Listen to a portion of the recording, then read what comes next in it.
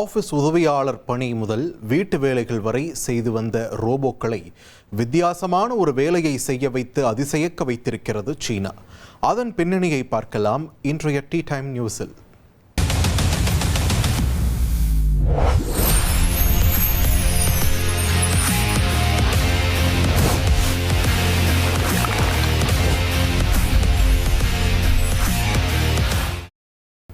AI வந்ததுக்கப்புறம் மனிதனோட வாழ்க்கையில் பாதி வேலை குறைஞ்சிச்சிங்க. எல்லாம் ஒரே ஜாலியாக இருக்குது அப்படிங்கிற மாதிரி எல்லாம் யோசிச்சுட்டு இருக்கிற நேரத்தில் தான் நான் ஒரு வீடியோவை சோஷியல் மீடியாவில் பார்த்தேன். அதை பார்த்ததுக்கப்புறம் என்னால் ஒன்றும் பொறுத்துக்க முடியல. அதாவது இந்த கிராமத்துலலாம் ஒன்று பண்ணுவாங்க, என்ன தெரியுமா? கரடியை தெருவாக கூப்பிட்டு போய் தாயத்து கட்டுறேன் அப்படின்னு சொல்லிட்டு காசு வாங்குறது. அதுக்கப்புறம் குரங்குகளை கூப்பிட்டு போய் வித்த காட்டுறேன் அப்படின்னு காசு வாங்குறது. அதுக்கப்புறம் இந்த பூங்கு மாடுகள்லாம் கூப்பிட்டு போய் எனக்கு குறி சொல்கிறேன் அப்படிங்கிற மாதிரி எல்லாம் காசு வாங்குவாங்க. இந்த மாதிரி ஒவ்வொருத்தரும் ஒவ்வொரு விதமான அந்த விலங்குகளை கூப்பிட்டு போய் வாங்குறது தான் நீங்கள் பார்த்துருப்பீங்க. ஆனால் இங்கே ரோபோ, அதாவது மனித ரோபோவையே ஒரு இன்ஸ்ட்ருமெண்ட்டாக மாற்றி அதை பிச்சை எடுக்க வச்சுருக்காங்க சீனாக்காரங்க. இதையெல்லாம் பார்த்தா முடியவே இல்லை. அதுவும் சாதாரணமாலாம் இல்லை, நீங்கள் காசு கொடுக்கலனா கூட பரவாயில்ல, என்கிட்ட QR கோட் இருக்குது, அதனால் நீங்கள் அதை ஸ்கேன் பண்ணிங்கன்னா போதும், நீங்கள் எவ்வளோ அனுப்ப விருப்பப்படுறீங்களோ அதெல்லாம் தாராளமாக அனுப்பலாம். அதுவும் மனிதன் கூட அந்த அளவுக்கு காசு கேட்க மாட்டாங்க. எவ்வளோ ஒரு பணிவோடு கேட்குது பார்த்தீங்களா அந்த ரோபோ.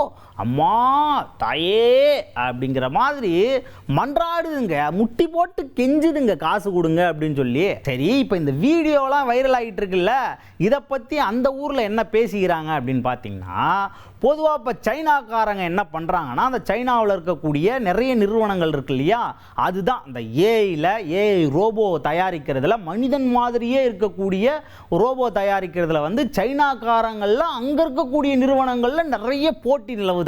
யார் அதிகமாக வந்து ரோபோ தயாரிக்கிறது, யார் கம்மியான ரேட்டில் ரோபோ தயாரித்து கொடுக்கறது, உலக நாடுகளுக்கு யார் கொடுக்கறது அப்படிங்கிற மாதிரி கடுமையான போட்டி நடந்துக்கிட்டு இருக்கான். இப்போ எல்லா வேலைகளுக்கும் ரோபோ நம்ம வந்துருச்சு. ஹோட்டலுக்கெலாம் போனோம் அப்படின்னு பார்த்தீங்கன்னா சர்வ் பண்ணுறதுலேருந்து எல்லா வேலையும் அதுவே செய்யுது. அதே மாதிரி நிறைய வீடுகளுக்கே பர்சனல் ரோபோலாம் வந்துருச்சு, அதுவே வந்து வீட்டை க்ளீன் பண்ணி கொடுக்குது, எல்லா வேலையும் பார்த்து கொடுத்துருது. இந்த மாதிரியான ரோபோக்கள்லாம் நிறைய நாடுகளில் வந்துருச்சு, நாம் எல்லாம் பார்த்துக்கிட்டு தான் இருக்கோம். நீங்கள் இப்படியா பண்ணுறீங்க? ரோபோன்னா உங்களுக்கு ஒரு மரியாதை இல்லாமல் போச்சா? கண்ட வேலை யூஸ் பண்ணுவீங்களா? சரி, நாங்கள் இப்படி பிச்சை எடுக்க வச்சிடறோம், யாசகம் கேட்க வைக்கிறோம் அப்படின்னு சொல்லிட்டு இது வந்து அந்த நாட்டோட இளைஞர்கள் பண்ண வேலை அப்படிங்கிற மாதிரி நெட்டிசன்கள் பேசிக்கிட்டு வராங்க. இல்லை, இது வந்து அந்த நாட்டில் இருக்கக்கூடிய சில நிறுவனங்கள் பண்ண வேலை. நாங்கள் வந்து ரோபோவை எந்த மாதிரி வேலைக்கும் உங்களுக்கு பயன்படுத்தி கொடுக்குற மாதிரி உருவாக்கி தருவோம் அப்படிங்கிற மாதிரி சில நிறுவனங்களே இந்த மாதிரி ஒரு வேலையை முன்னெடுத்து கொடுக்குது அப்படிங்கிற மாதிரியும் சில நெட்டிசன்கள் பேசிக்கிட்டு இருக்காங்க. ஆனால் அதில் எது உண்மை எது பொய்ன்னு தெரியல.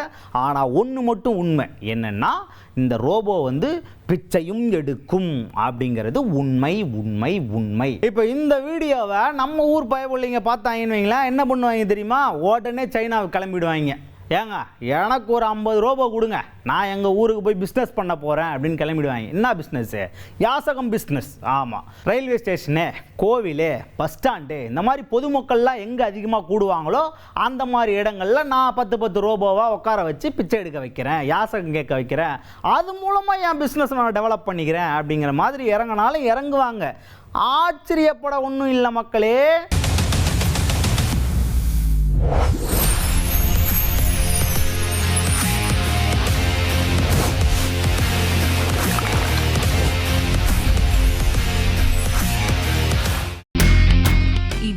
செல்லும் இடமெல்லாம் செய்தி.